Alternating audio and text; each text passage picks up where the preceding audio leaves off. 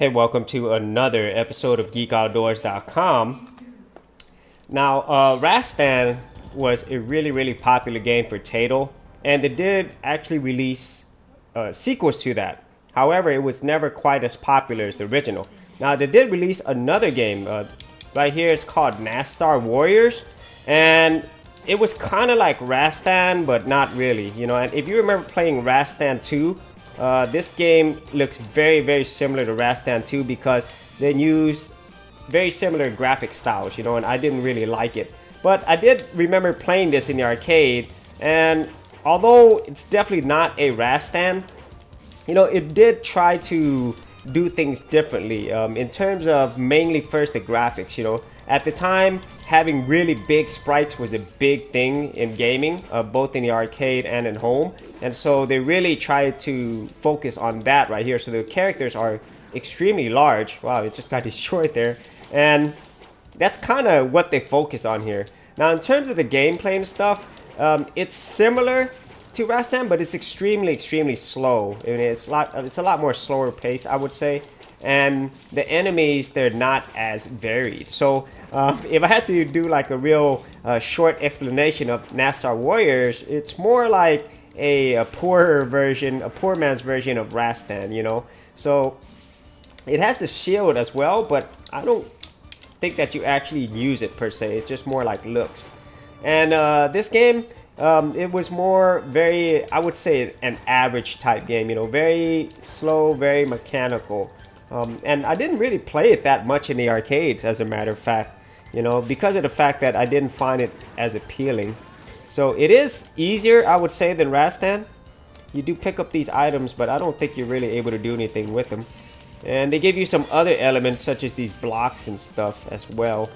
And you do kind of get a jump and, what is it, slash down move, like a thrust, kind of like Rastan, but not really. It's just everything's really clunky, is what I can say. Now, I did remember that this did come out in the Sega Genesis. I don't know how good the port was, though, on the Sega Genesis, though. Wow, I don't... Okay, that was really cumbersome. Okay, let me see if I could get through this. So you're supposed to stab down. Okay. Yeah, and the graphics, it probably would have looked a lot better if they were to use smaller sprites. The animation's really stiff, And unfortunately, there's not much else to talk about this game, I mean, I talk a lot about the graphics because honestly, that's really the only thing that stands out here. Let me see if I could actually get to the first boss. Alright, there it is. Wow, it kind of looks like an alien, as a matter of fact, from the Alien movie, with the way the head looks.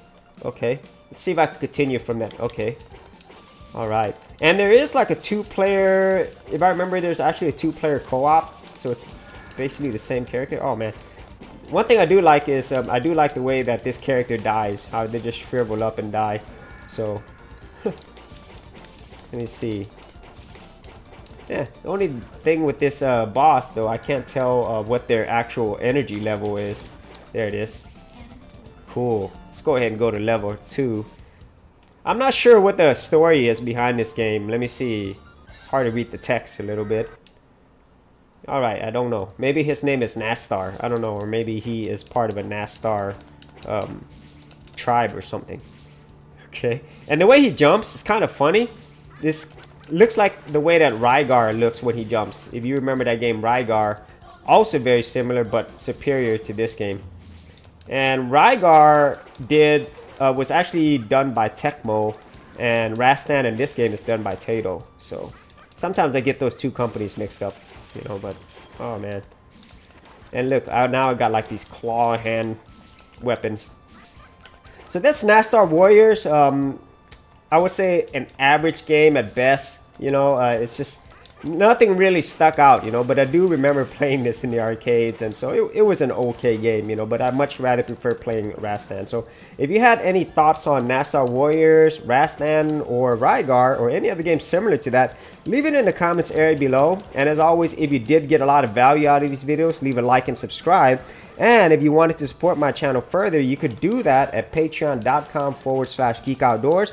All that information is in the description area below as well. Thanks for watching. Thanks for checking out this episode. And as always, if you like these videos, be sure to click on the subscribe button. And for full written content, audio content, and additional geek stuff, head over to geekoutdoors.com, and I'll see you outdoors on the very next episode.